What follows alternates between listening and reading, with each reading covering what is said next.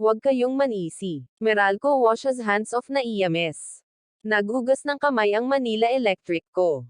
Meralco ng bilyonaryo Manuel V Pangilinan sa kalat sa Ninoy Aquino International Airport na iya, noong bagong taon.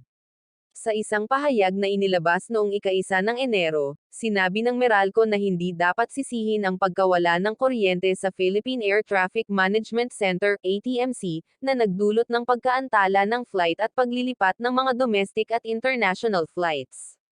Sa paunang pagsusuri, walang problema o isyu na nakakaapekto sa mga pasilidad ng pamamahagi ng Meralco at walang pagkawala ng kuryente o pagbabago-bago na nasubaybayan o naiulat hanggang sa mga linya ng kuryente at pasilidad ng Meralco, sabi ng power utility giant.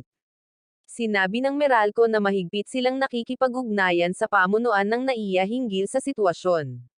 Nagpahayag din ito ng kahandaang magbigay ng tulong kung kinakailangan ng mga autoridad sa paliparan sa lugar.